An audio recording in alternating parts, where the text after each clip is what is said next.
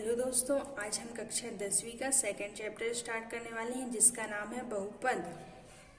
सबसे पहले हमें बेसिक कॉन्सेप्ट क्लियर करने होंगे, तो हम सबसे पहले वो क्लियर कर लेते हैं जिससे क्वेश्चन सॉल्व करने में हमें आसानी होगी। ठीक है, हमारा टॉपिक क्या है? बहुपद। बहुपद इंग्लिश में बोलते हैं पॉलिनोमियल। बहुपद बहुपद जैसा कि आपको नाम से ही स्पष्ट हो रहा है, बहुपद मतलब बहुत सारे पद। बहुपद या आप बोल सकते हो एक या एक से ज्यादा पद। बहुपद सबसे पहले हमें बहुपद समझने के लिए दो चीजें पता होनी चाहिए। कौन कौन सी? चर और अचर। चर को बोलते हैं इंग्लिश में वेरिएबल्स और अचर को बोला जाता है कांस्टेंट। इनके भी नाम से समझ में आ रहा है। वेरिएबल्स को कैसे डिनोट करते हैं? X, y, z, u, v, डब्ल्यू, इस टाइप से।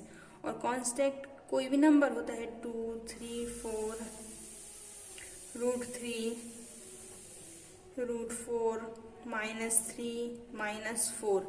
देखिए, वेरिएबल्स मतलब वो जो जिनका मान वेरी करता है। एक्स, वाई, जेड इनके मान बदलते रहते हैं, जो चेंज होते रहते हैं, वो वेरिएबल्स कहलाते हैं। और कांस्टेंट, जो कांस्टेंट है, जिनका मान निश्चित है, कोई भी चेंज नहीं होगा, तो वो क्या कहलाते हैं? हमारे कांस्टेंट। अब बहुपद पढ़ने से पहले हमें क्या पता होना चाहिए? बीजीय व्यंजक।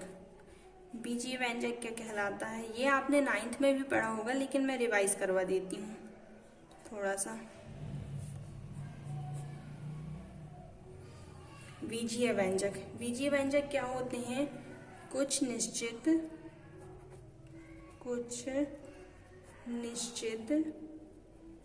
चर तथा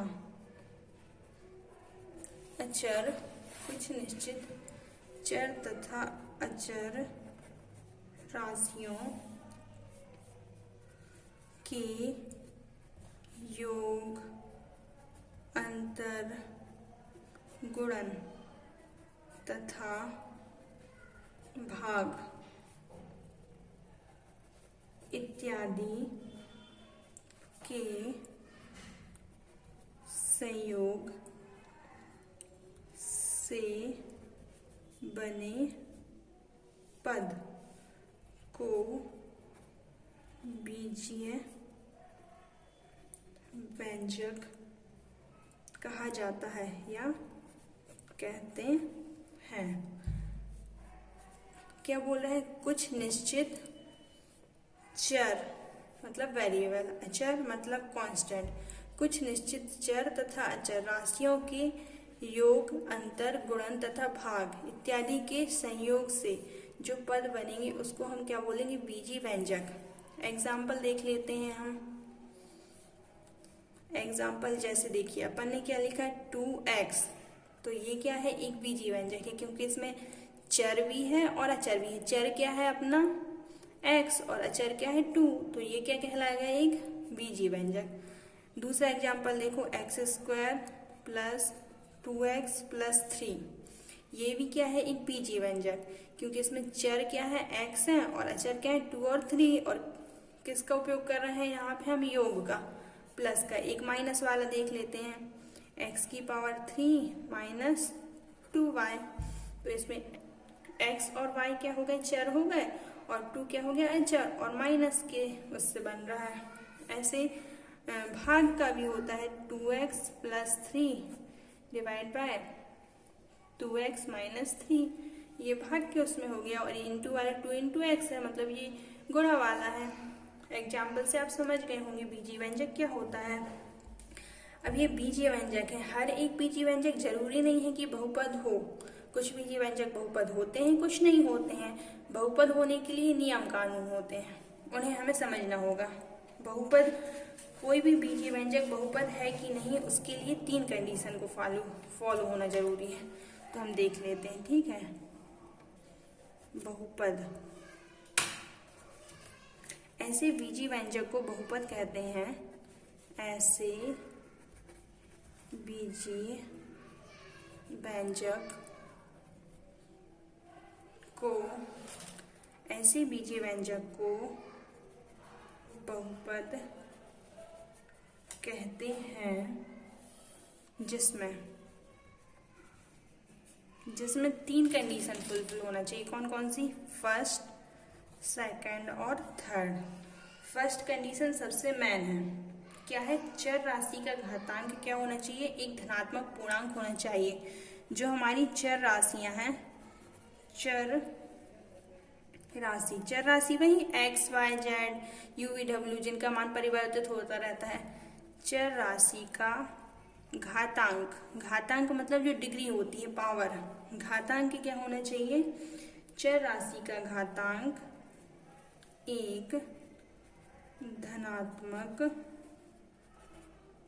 पूर्णांक होना चाहिए। ये है हमारी फर्स्ट कंडीशन और मेन कंडीशन। सेकंड कंडीशन होगी पदों की संख्या क्या होनी चाहिए? फाइनाइट। पदों की संख्या फाइनाइट मतलब कि निश्चित होनी चाहिए। पदों की संख्या आपकी निश्चित होनी चाहिए। थर्ड कंडीशन है आपकी प्रत्येक पद में चर राशि का गुणांक। प्रत्येक पद में चर राशि का गुणांक एक क्या होना चाहिए? वास्तविक संख्या होना चाहिए। कोई भी बीजी व्यंजक बहुपद है उसके लिए ये तीनों कंडीशन फुलफिल होनी चाहिए। अब देखिए इन 3 कंडीशंस में 2 घातांक तो पता है आपको, पावर, डिग्री, और जो ये आया है धनात्मक पूर्णांक, ये पता होना चाहिए। और एक और वर्ड आया है वास्तविक संख्या। तो इन दोनों के बारे में मैं आपको बता देती हूँ, फिर एग्जाम्पल देके हम समझेंगे कि बहुपद चेक करेंगे है कि नहीं। सबसे पहले उसमें क्या वर्ड यूज हुआ है? धनात्मक पूर्णांक। पूर्णांक से क्या समझते हैं आप? पूर्णांक मतलब इंटीजर, पूर्णांक मतलब पूर्ण अंक। पूर्ण अंक पॉजिटिव भी होते हैं और नेगेटिव। तो पॉजिटिव वालों को धनात्मक पूर्णांक बोलते हैं और नेगेटिव वालों को ऋणात्मक पूर्णांक। हमको अभी क्या पता करना है? धनात्मक पूर्णांक। धनात्मक पूर्णांक क्या क्या है? 0, 1, 2, 3, 4, 5 इन्फिनिटी तक, ये सब क्या है? धनात्मक पूर्णांक। और नेक्स्ट है हमारा वास्तविक संख्याएं। वास्तविक संख्याएं क्या होती है? परिमेय और अपरिमेय संख्या मिलकर वास्तविक संख्या कहलाती हैं। ठीक है, परिमेय संख्या प्लस अपरिमेय संख्या, ये सब क्या कहलाती है? वास्तविक संख्या। परिमेय संख्या को आपको पता होगा, ऐसी वे संख्या जिन्हें हम P/Q के रूप में लिख सकते हैं, जहाँ पे Q का मान कभी भी 0 नहीं होना चाहिए। क्योंकि अगर हर में 0 जाता है, जैसे अगर 1/0 लिखेंगे तो उसका मान क्या हो जाएगा? इन्फिनिटी। और इन्फिनिटी तो अपन जानते ही नहीं, अनगिनत। और अपरिमेय संख्या जो वर्गमूल √2, √3 जिन्हें हम P/Q के रूप में नहीं लिख सकते हैं, वो अपरिमेय संख्या कहलाती है। जैसे √2, √3, पाई हो गया, ये सब क्या है? आपकी अपरिमेय संख्या। तो जो चर का गुणांक है वो क्या होना चाहिए? एक वास्तविक संख्या होनी चाहिए। ठीक है, अब हम एग्जाम्पल देख लेते हैं। एग्जाम्पल में मैं कुछ लेती हूँ, 3-4 एग्जाम्पल ले लेते हैं अपन। ठीक है, जैसे 2x² + 4x + 5, ठीक है, 3x² + √3x + 2। एक ले लेते हैं अपन 5y² + √y + 2। एक ले लेते हैं अपन 5x + 1/x²। अब हमें चेक करना है कि इसमें ये बहुपद है कि नहीं है। तो फर्स्ट वाले में देखिए, फर्स्ट कंडीशन क्या थी अपनी कि चर राशि का घातांक एक धनात्मक पूर्णांक होना चाहिए। घात मतलब पावर, x की पावर। चर राशि का कौन कौन सी, इसमें x है, ये वाला x, ये क्या है, चर राशि है। अब चर राशि की घात क्या होना चाहिए, पूर्ण संख्या। तो 2 एक पूर्ण संख्या है। अब यहाँ पे कुछ नहीं है, मतलब इसकी घात क्या है, 1 है। तो फर्स्ट कंडीशन फुलफिल हो गई। अब यहाँ पे कुछ नहीं लिखा, फिर भी यहाँ पे चर राशि है, क्योंकि यहाँ कुछ नहीं है, मतलब x की पावर 0 लिखा है। और 0 भी क्या है, एक धनात्मक पूर्णांक है। x की पावर 0 इसलिए नहीं लिखते हैं क्योंकि x की पावर 0 बराबर क्या होता है, 1। किसी भी चर राशि की पावर अगर 0 है तो उसकी वैल्यू 1 हो जाती है, इसलिए ये वाला x की पावर 0 नहीं लिखा जाता है। अंडरस्टूड रहता है कि वहाँ है। तो ये वाला बहुपद क्या है हमारा, ये वाला बीजी व्यंजक क्या है, हमारा बहुपद है, क्योंकि ये हमारी फर्स्ट कंडीशन को फॉलो तो कर रहा है। ठीक है। अब सेकंड कंडीशन क्या है हमारी, पदों की संख्या निश्चित होनी चाहिए। इसमें कितने पद हैं, 1 2 3, हम पदों को गिन पा रहे हैं, मतलब हमारे पद निश्चित है। थर्ड कंडीशन क्या है, प्रत्येक पद में चर राशि का गुणांक एक वास्तविक संख्या होना चाहिए। तो हमारी चर राशि क्या है, x², इसका गुणांक क्या है 2। यहाँ पे दूसरा x है, इसका गुणांक क्या है 4, और यहाँ पे इसका गुणांक 5 है। तो ये सब क्या है, हमारी वास्तविक संख्याएं हैं। ये वाला बीजी व्यंजक हमारा बहुपद है, क्योंकि हमारी तीनों कंडीशन फॉलो कर रहा है। ठीक है। अब इसमें देखिए, सबसे पहली कंडीशन थी हमारी चर राशि का घातांक एक धनात्मक पूर्णांक होना चाहिए। सबसे पहले इसमें देखिए चर राशि कौन कौन सी है, x² है और x है। ठीक है। यहाँ x की पावर 0 है। ठीक है। तो इसकी घात क्या है, अपनी पॉजिटिव पूर्णांक है कि नहीं, धनात्मक पूर्णांक। 2 धनात्मक पूर्णांक, यहाँ कुछ नहीं है, मतलब 1 धनात्मक पूर्णांक है। यहाँ पे भी x की पावर 0, तो ये भी क्या है, धनात्मक पूर्णांक। चर राशि की घातांक 2 1 और 0 है, जो कि धनात्मक पूर्णांक है। फर्स्ट कंडीशन फॉलो हो गई। सेकंड कंडीशन देखते हैं, पदों की संख्या क्या होना चाहिए, निश्चित। इसमें कितने पद हैं, 1 2 3 पद हैं। पदों की संख्या निश्चित है। निश्चित का मतलब जिन्हें हम गिन सकें। ठीक है। थर्ड कंडीशन है, प्रत्येक पद में चर राशि का गुणांक क्या होना चाहिए, एक वास्तविक संख्या होना चाहिए। तो देखिए इसमें चर राशि क्या है अपनी x², इसका गुणांक क्या है 3 है। इसमें x का गुणांक क्या है, वर्गमूल 3, और इसमें x की घात 0 का गुणांक क्या है 2, जो कि सभी वास्तविक संख्या है। मतलब ये वाला, ये भी क्या है, एक बहुपद है। अब इसमें देखिए, इसमें घातांक देख लिए, पूर्णांक है, लेकिन यहाँ पे y क्या में लिखा है, वर्गमूल में। और कोई भी चीज ऐसे वर्गमूल में लिखी रहती है, मतलब y की पावर क्या है 1/2, और 1/2 पूर्णांक नहीं है, इसलिए ये हमारा बहुपद नहीं है। अब यहाँ पे देखिए 5x + 1/x²।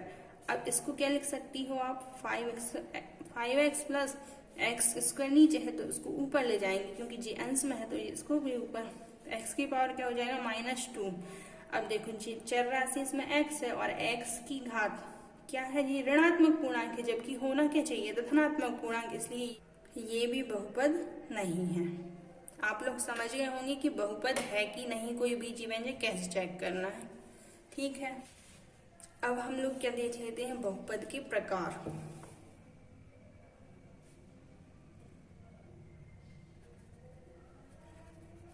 बहुपद के प्रकार। ठीक है। बहुपद के प्रकार देख लेते हैं। वैसे तो बहुत सरल है, लेकिन फिर मैं बता देती हूँ। बहुपद के प्रकार, फर्स्ट है एकपदी बहुपद, द्विपदी बहुपद और त्रिपदी बहुपद। आपको नाम से ही समझ में आ गया है। एकपदी मतलब जिसमें एक पद हो, x²। चर राशि की घात धनात्मक पूर्णांक, मतलब ये एकपदी बहुपद। बहुपद कैसे चेक करते हैं, यहाँ पे हमने समझ ली है बहुत अच्छे से। अब आपको बस ये देखना है कि कौन सा एकपदी है, कौन सा द्विपदी है, कौन सा त्रिपदी है। इसमें एक ही पद है तो ये एकपदी। 2x ये भी एकपदी बहुपद, 2y एकपदी बहुपद। ठीक है। 5z ये भी एकपदी बहुपद है। द्विपदी बहुपद कैसा रहेगा, एक्स स्क्वायर प्लस 2x, उसमें फर्स्ट टर्म ये है, सेकेंड टर्म ये है, दो पद है मतलब द्विपदी हो गया, तो इसे बोलेंगे द्विपदी बहुपद। 3x प्लस 5, ठीक है। और त्रिपदी बहुपद का एग्जाम्पल क्या हो जाएगा, x की power 3 plus 2x square plus 5, इसमें 1 2 तीन पद है तो त्रिपदी हो गया। या 2x square plus 5x plus 1, इसमें भी 3 पद है तो ये त्रिपदी बहुपद हो गया। ठीक है, बहुत इजी है, समझ में आ गया होगा आपको। अब हम समझ लेते हैं मेन चीज, बहुपद, किसी भी बहुपद की घात, डिग्री ऑफ पॉलिनोमियल क्या होता है, बहुत महत्वपूर्ण है। जैसे किसी भी बहुपद की घात क्या कहलाती है, उस बहुपद में जो चर है उसकी अधिकतम घात को ही बहुपद की घात कहा जाता है। जैसे कोई भी एक बहुपद ले लें अपन, 2x square plus 5x plus 4।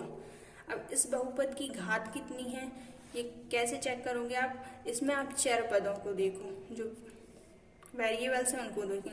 X square है, एक्स है।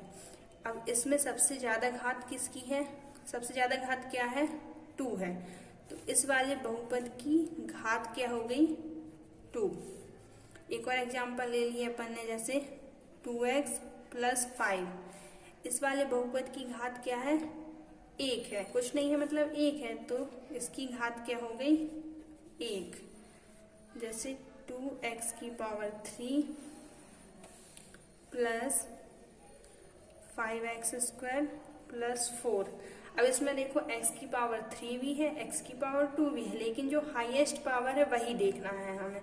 तो इसमें सबसे ज्यादा पावर किसकी है, कितनी है, 3 है, तो ये घात 3। इस वाले बहुपद में हाईएस्ट पावर 2 थी तो इसकी घात हो गई 2, ठीक है। इसकी हाईएस्ट पावर 1 थी तो इसकी घात हो गई 1। बहुपद की घात कैसे चेक करना है, जो हाईएस्ट पावर है वही उसकी घात होगी। और इस वाले बहुपद में 3 भी है, 2 भी है, लेकिन हाईएस्ट देखना है अपन को, यहाँ पे हाईएस्ट कितनी है, 3 है, तो इस वाले बहुपद की घात 3 हो गई। अब घात के हिसाब से बहुपद के अलग अलग नाम है। जैसे एक घात वाले बहुपद को क्या बोलते हैं, रैखिक बहुपद, ये बहुत इंपॉर्टेंट है। रैखिक बहुपद इंग्लिश में बोलते हैं लीनियर पॉलिनोमियल। दो घात वाले बहुपद को क्या बोलते हैं, द्विघाती बहुपद। और 3 घात द्विघाती मतलब क्वाड्रेटिक, इंग्लिश में बोलते हैं क्वाड्रेटिक पॉलिनोमियल। और 3 घात वाला है तो उसको क्या बोलेंगे, त्रिघात बहुपद, मतलब कि इंग्लिश में इसको बोलते हैं क्यूबिक पॉलिनोमियल। एक घात वाले बहुपद को बोलते हैं रैखिक बहुपद, लीनियर पॉलिनोमियल। 2 घात वाले बहुपद को बोलते हैं द्विघाती बहुपद, क्वाड्रेटिक पॉलिनोमियल। और 3 घात वाले बहुपद को बोलते हैं त्रिघात बहुपद, क्यूबिक पॉलिनोमियल। ठीक है, ये आपको अच्छे समझ में आ गया होगा। अब हम देखेंगे शून्य बहुपद।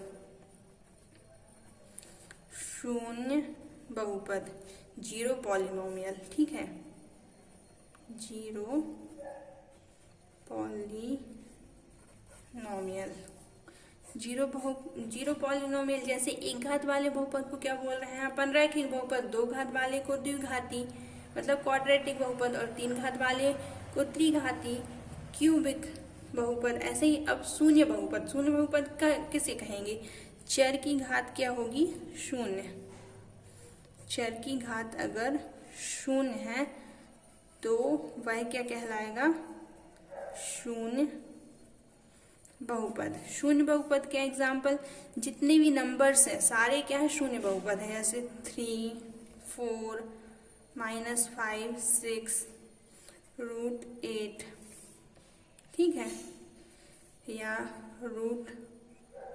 √7, 9। सभी नंबर्स को हम शून्य बहुपद क्यों बोलते हैं, क्योंकि इसमें देखो चर राशि की, इसमें क्या बोला, चर की घात 0, तो वह शून्य बहुपद कहलाएगा।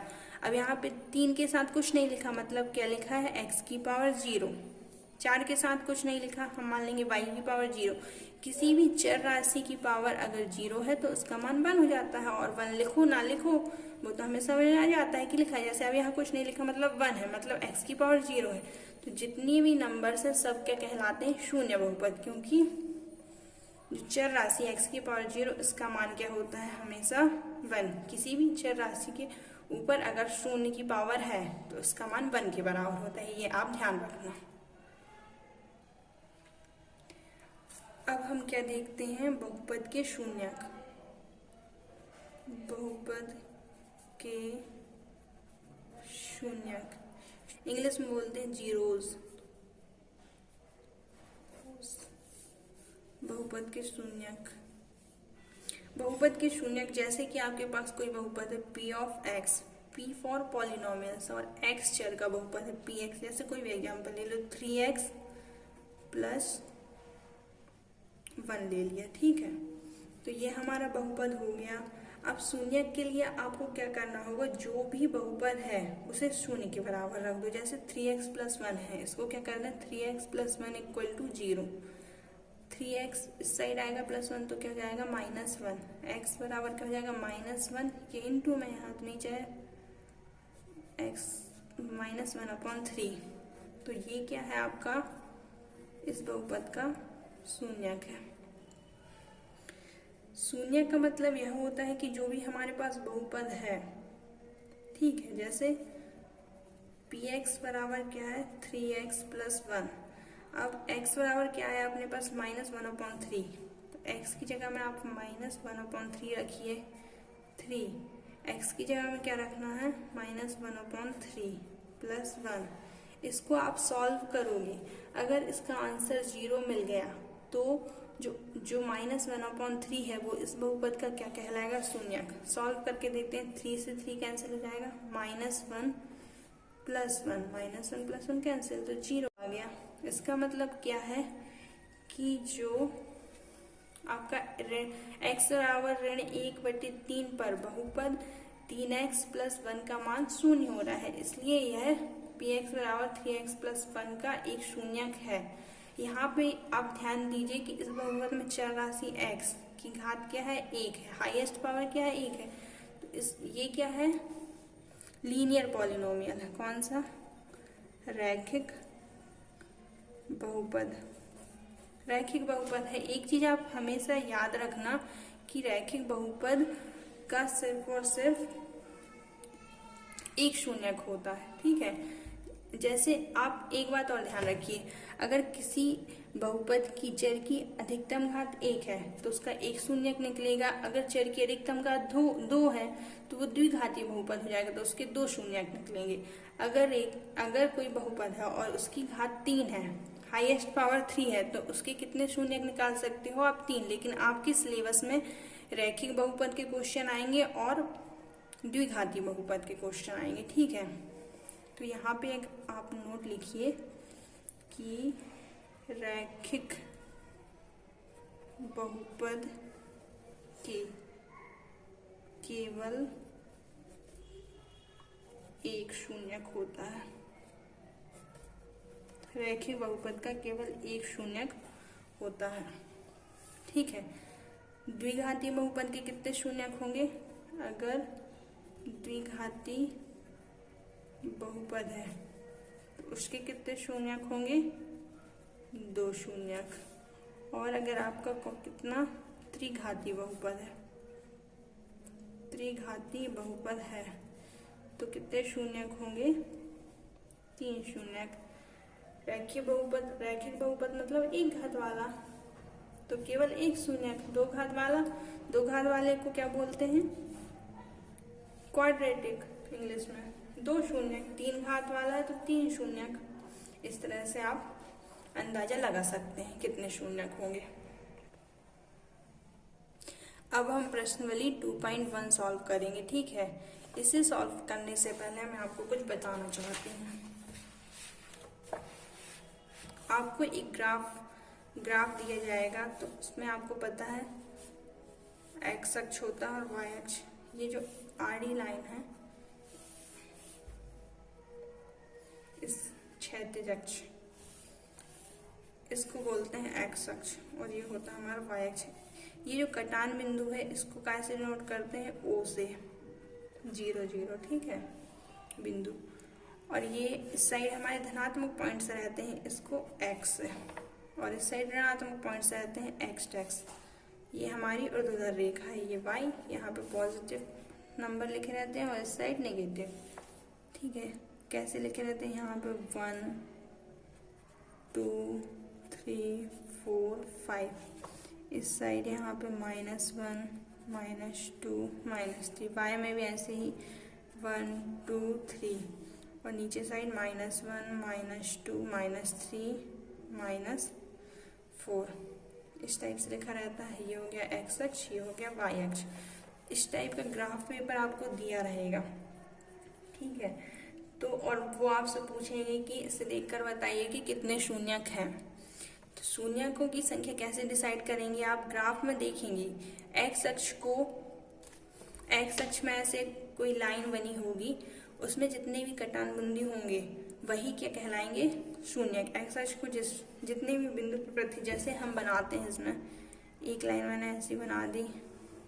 अब देखिए ये वाली जो लाइन है एक्स अक्ष को कितने बिंदुओं पर प्रतिच्छेद कर रही है, एक ये हो गया, एक ये हो गया, एक ये हो गया, 1 2 3।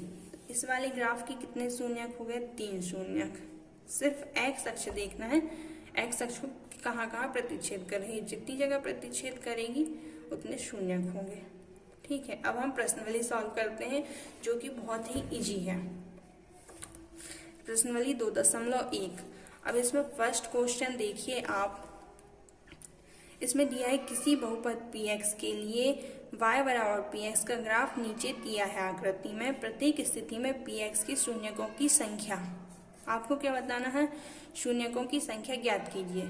तो मैंने क्या बताया था कि एक्स अक्ष में जितने भी कटान बिंदु मिलेंगे वही शून्य कहलाएंगे। अब फर्स्ट वाली इसमें देखिए एक्स अक्ष ये है और ये वाली रेखा यहाँ बनी हुई है, तो एक्स अक्ष बिल्कुल भी नहीं कट रहा है, मतलब इसके शून्यकों की संख्या कितनी है, 0, क्योंकि कहीं भी प्रतिच्छेद नहीं हो रहा है एक्स अक्ष। अब ये वाली रेखा देखिए दूसरे में, ये यहाँ से गया, ऐसा गया, हमको कितने कटान बिंदु मिल गए, 1, तो यहाँ पे शून्यकों की संख्या कितनी हो गई, 1। ये वाले में देखिए ऐसा गया, ऐसा गया, ऐसा गया, एक कटान बिंदु ये मिला, एक कटान बिंदु ये मिला, एक कटान बिंदु ये मिला, तो यहाँ पे शून्यकों की संख्या कितनी है, 3। यहाँ वाले में देखिए ऐसा बना है, एक कटान बिंदु ये है और एक कटान बिंदु ये है, तो शून्यकों की संख्या कितनी हो गई, 2, ठीक है। अब इसमें देखिए कितने कटान बिंदु हैं, ऐसा है 1 2 3 4, तो कितने हो गए कटान बिंदु, 4। यहाँ पे देखिए 1 2 3, तो कितने कटान बिंदु, 3। देखा कितना सरल है, बस आपको ये देखना है कि एक्स अक्ष में कहाँ कहाँ रेखा प्रतिच्छेद हो रही है, तो जितने पॉइंट मिल रहे हैं उतने ही उसके क्या हो जाएंगे, शून्यक। जो कुछ भी मैंने इस वीडियो में बताया है सारा आपको रिवाइज करना है। मिलते हैं नेक्स्ट वीडियो में। लाइक कीजिए, अगर आपको वीडियो अच्छी लगी हो तो सब्सक्राइब कीजिए और बेल आइकन को ज़रूर दबाएं ताकि आपको आने वाले न्यू वीडियोस का नोटिफिकेशन मिलता रहे। वीडियो को दोस्तों के साथ शेयर करना ना भूलें।